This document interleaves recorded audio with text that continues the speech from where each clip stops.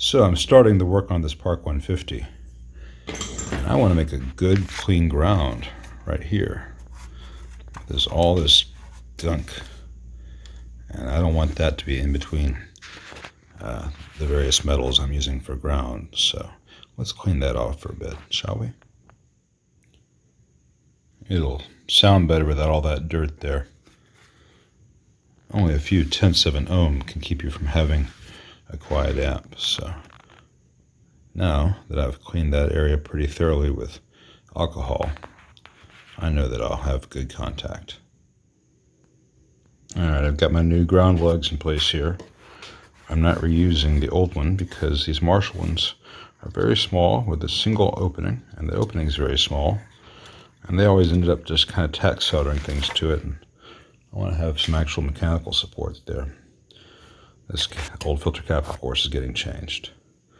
Now down here, I've got the screen node.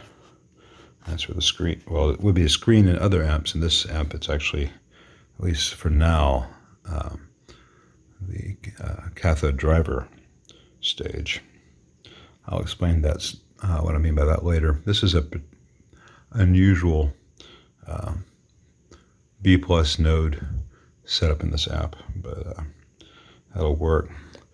This is where the bias is connected, and the bias will be reconnected here. So I'm going to redo. Actually, I think that one's fine. This one here is where the HT center tap and reservoir cap ground will go. So there'll be a wire added here. And in this little bundle here, one of those, I believe the green one, is the filament heater center tap. And I'm going to float that and put in an artificial center tap, because if there were a short and it were to damage this old power transformer, it'd be a very expensive repair. Not only is this a $400 or $500 replacement power transformer, it would devalue the amp with a non-original transformer, and I'd have to recreate all this wiring loom, which would be a hideously expensive repair. So given that modern KT88s love to do a plate to cathode short, it's not plate to cathode, sorry, plate to heater short, I'm going to make it so that the transformer is protected in case of such a heater short, and I'll also add some flyback diodes on the output tubes to help prevent such arcing to begin with. But these caps that someone put in here are not really the right caps for this job. You can see they're designed for PCBs, but they're fine. I can use them for this. I took out the wiring that they had because they had inadequate resistors and a bunch of tack soldered nonsense. I'm going to redo that properly. The caps I prefer, let's see, here's an FNT. You can see in there. This is the one that's going in the preamp. Has these nice places to hold wires and components and leads and stuff, versus these press-in terminals for a PCB. But as far as I can tell, this amp originally would have had 330, 330, 100, 100. This one's got 220, 220, 220, 220. And that's fine. I think the amp's going to sound great with them. The owner's going to see this, and if he insists on spending an extra $40, I'll be glad to put in the other caps the way it might have been originally. There's no way of knowing, but most Parks and Majors would have had 330, 330, which gives a total resistance of 165 microfarad on that stage, and then 100 for a 50 microfarad stage there. So this kind of splits the difference. It's maybe not what was originally there, but it's not an unintelligent choice. So let me redo all this and I'll show you the after. Alright, some good stuff to show here. So here on this first cap in this second B+ node, sorry about the shaky cam. It's hard to film all this stuff. You can see I've got everything connected and wrapped beneath the solder. In case you can't see that, I'll go look at this one, which I have not soldered yet. You can see the neat wraps. Everything is mechanically connected. I haven't even soldered here at the ground yet, but I'm ready to solder these.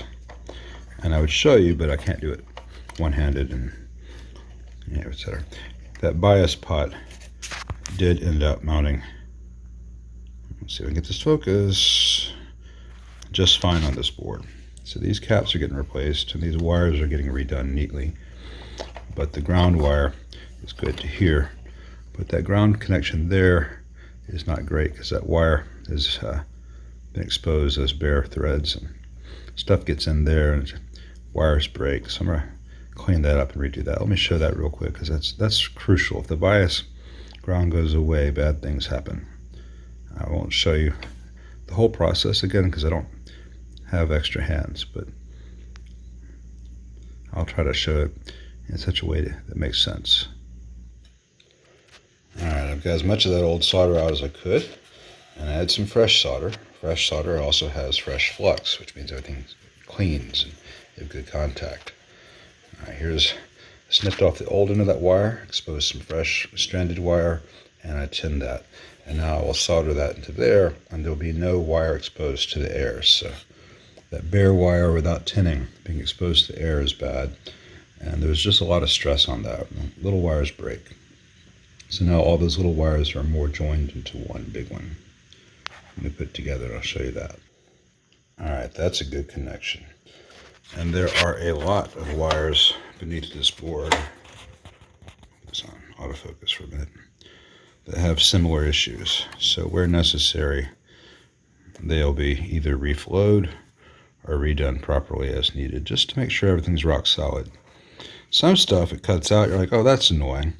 Some stuff it disconnects, the app doesn't work. And some stuff, something goes wrong and things blow up.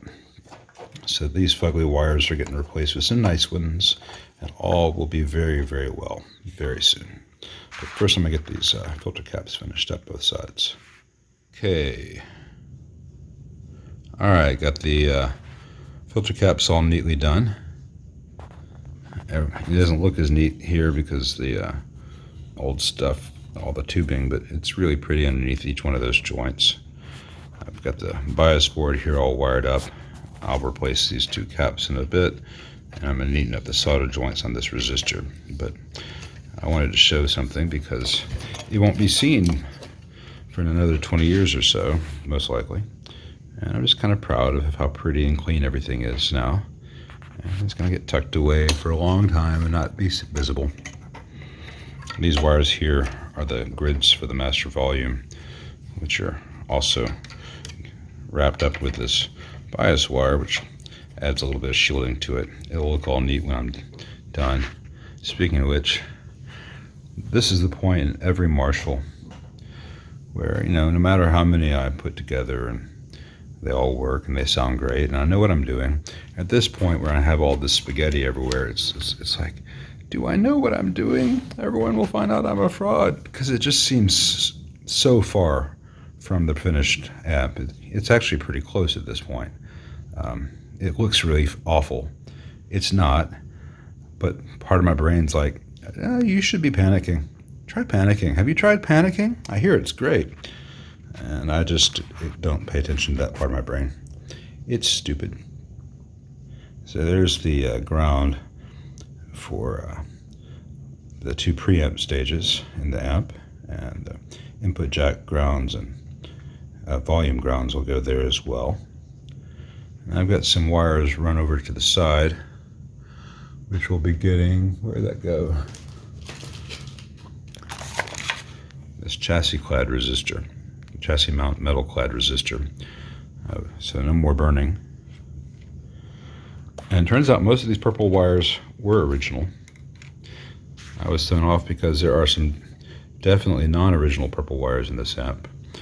But anyway, I'll neaten all that up.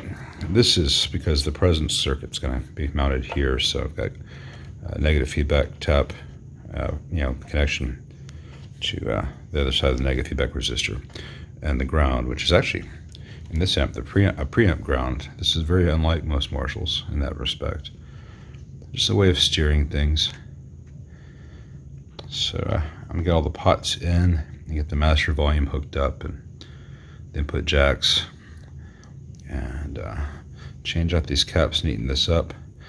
And then it's going to be time to set some bias, the bias level, make sure everything is electrically happy. And then I'm going to play around with some cathode values here, and I need to change that cathode bypass cap there. It hasn't failed yet, but yeah, it's older than I am. That's old. Well, I think today is only going to be a 13-hour work day, so I'm going to leave it here and resume tomorrow. Because otherwise, I'll be setting the bias about 2 o'clock in the morning. And my wife has this really bizarre need to sleep and stuff, so I wouldn't be able to play the damn thing. I'd just be able to bias it and say, wonder if it makes sound. Because if I found out, I would find out.